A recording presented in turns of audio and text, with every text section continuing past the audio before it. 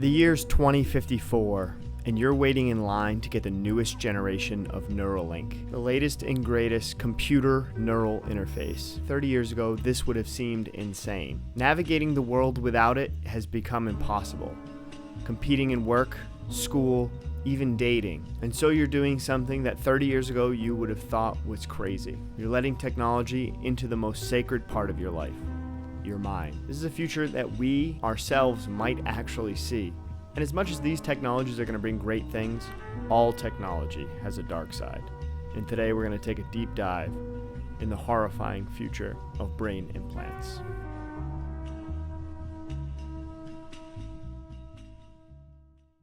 $22 billion hours of content was watched on Twitch. 3 billion of that was just chatting. A growing trend in today's society is living vicariously through someone, putting yourself in their shoes and living their life. This has been going on since the beginning of time. Cavemen would tell stories of their adventures, write them up on their walls. Then the advent of the book and stories about Captain Ahab. The reason this has worked is because the human mind is powerful. You can imagine your Captain Ahab. You can hunt whales without actually having to be a whaler. The better you can envelop yourself in these stories, the more capturing they are. The difference between today's times and yesterday's times is today we live vicariously through tasks we could do ourselves. We do this in all corners of life. We watch people cook. We watch people go to parks. We watch people play games. We watch people live instead of living for ourselves. And today, people choose to not play video games and watch individuals play those same video games. The narrative of living vicariously has shifted from one of fantasy to one of real life. If somebody is living an exciting life on a private jet, what if you could download their experience? What if you could be their experience? They're streaming their everyday life. And the world of parasocial relationships is growing. If you ever tuned into any of the streamer content, you know parasocial relationships are on an all-time high. These streamers always complain of people becoming too attached to them, feeling that they're friends with them, and they're not even in their head yet. The scary reality about content and entertainment is that once the biology of the brain is in play, the disconnection from reality and entertainment will become far more blurred than it already is. And I think that depression and the expectations of yourself based on others will become even greater. We're worried about children and their reality being distorted by Instagram and these unattainable standards. Just wait until you can be and feel this person, till you can smell what they smell, taste what they taste. And just like death scrolling, once you unplug, you'll probably feel a deep pit in yourself, a low-level anxiety, knowing that you wasted time living someone else's life.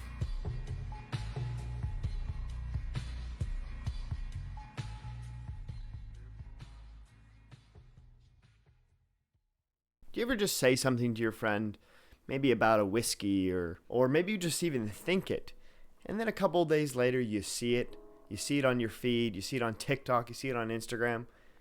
Well, obviously the companies are tracking you. This has been a huge deal. Many places in the world have tried to put in protective measures for customers, but pretty much all countries are lacking in preventative measures. Technology is moving too fast for bureaucracy to keep up.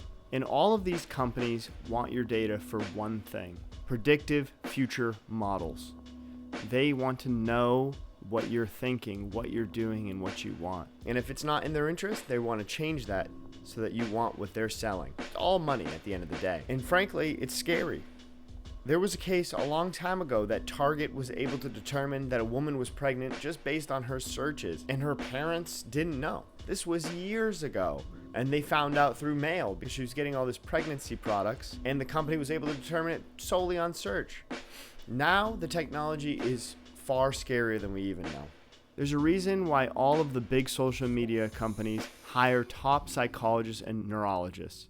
Do you ever catch yourself opening and closing the same app over and over again? There is a reason for that. It's a drug. It's a neurological drug. And it's held the tips of this lizard man and other people that you probably don't trust or wouldn't even invite at your house. And yet you do. You invite him in your house through that little square.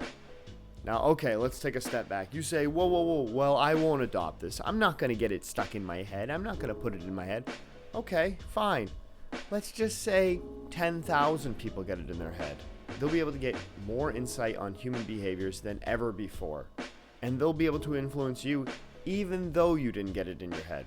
As much as every human being is unique in their own way, the little jelly sack in your head, it's got about the same amount of wrinkles as Joe Schmo from down the street. Even if a subset of the population gets neural implants, the massive amounts of neurological data these companies will get will give them the ability to track every individual and their behaviors. Companies will be able to hook you better than ever. Social media companies, product companies, anybody that wants to influence anybody. This data will become invaluable. Not just to see the surface of the car, but under the hood and see how the engine really runs. With the combination of the already existing digital profile they've created of you and the new neurological profiles that they'll have of people, this will be a powerhouse for tracking and keeping you hooked on their digital drugs.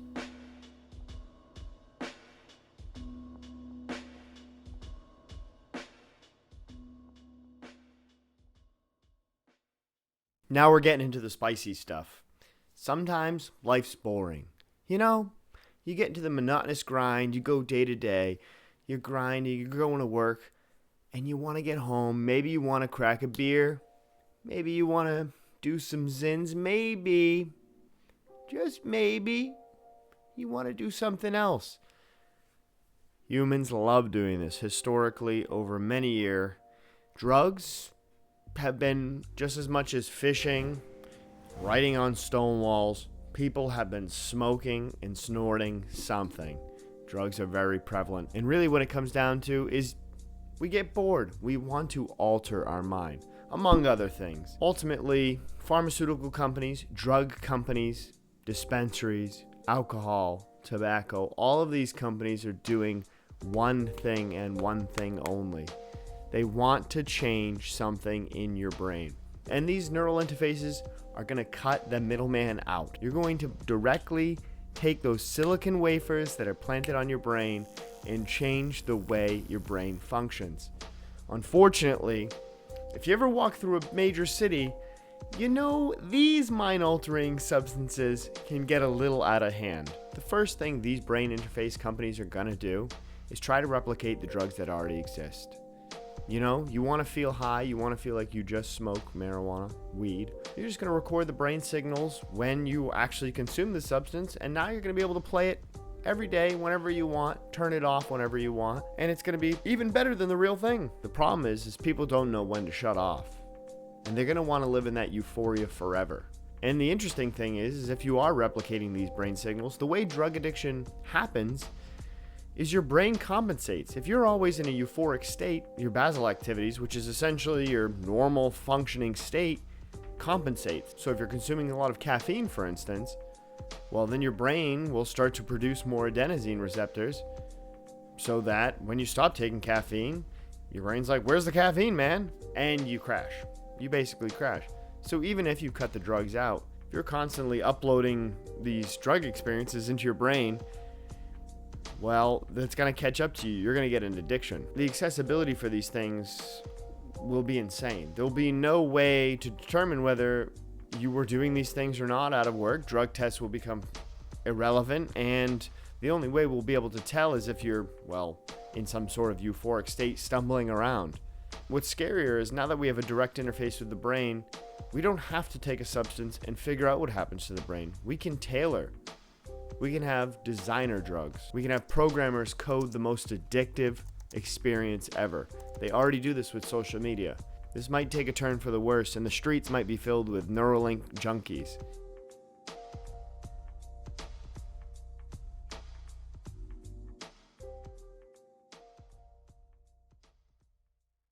Malfunctions are an obvious first thought. You know, if I'm going to let Daddy Musk open up my cranium here like a can of beans and do his little Edward Scissorhands to my brain, I should be a little worried. That's a little worrisome. And everything breaks. Let's be frank. Everything in the world breaks. Whether that be a pencil sharpener, my car, my computer, even pacemakers.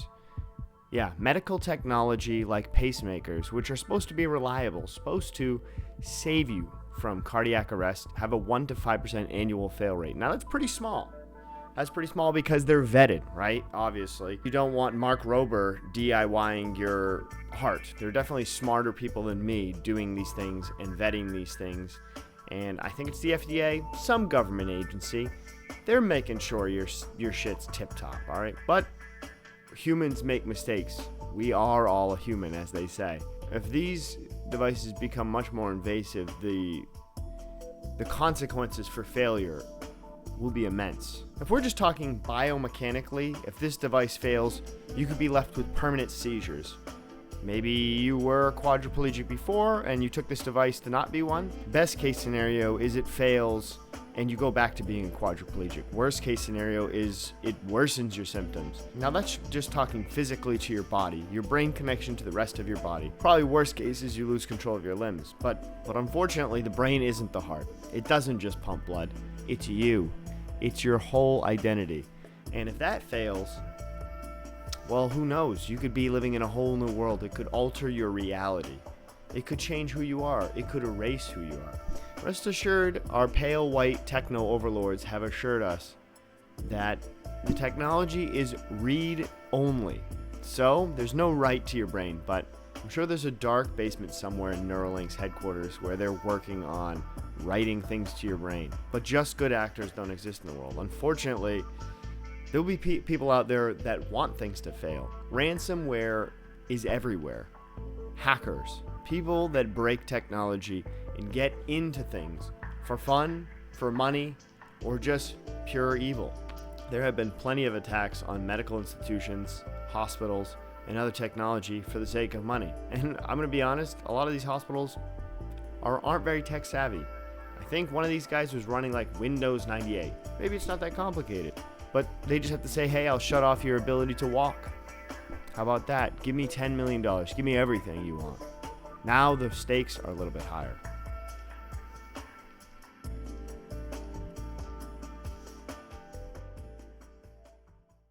So I think all of the ones we just talked about were pretty scary. Whether that be drugs, the actual technology malfunctioning, or companies tracking you. But there's one entity that's scarier than any other company. Because companies are limited. They have limited resources, and they don't do a very good job at keeping secrets. There's one entity with unlimited resources and unlimited power, and that's the government. And the government wants this technology more than ever. They know what's in your head. They can drive sentiment. They know whether you like the leader of the country or not. And we're not talking about free countries. No, authoritarian countries is really what we're talking about. Imagine you made the masses legally required to get this technology implemented in their head. Now, hypothetically, let's say the Hermit Kingdom, North Korea, has full control over its civilians. Now, it's able to control your feelings. You no longer need to rule with an iron fist, with fear. They'll truly believe that they live in a utopian society. They'll truly believe you are a god. Sure, you're starving, whatever. The Neuralink will just tell you that you're not. And let's say this technology actually can have right capabilities, can control your memories. They could make you forget that you even got it in your head in the first place. We could be living in that reality. We would have no idea. I mean, to be frank, if they could shape all reality around us, who's to say what is and what isn't real? Maybe the leaders get it in their head at some point, and you really don't know who's pulling the strings, and you don't know what is or isn't real. Once you open the mind, once you open Pandora's box, there's no closing it. All reality happens right here for you and me. Now, although I outlined a lot of scary futures for us, this technology will do amazing things. It's already helping people that are paraplegic talk to computers. All I ask is we take proper precautions. Do I think that'll happen? Probably not. Humans never do that. That's what makes us trudge forward to the Midwest to explore the rest of the U.S. Even though there's crazy dangers, go to the depths of the ocean. We throw caution to the wind. And a lot of times, that leads to bad outcomes. That is who we are. That is how we got to where we are. At the end of the day, that's what makes us human.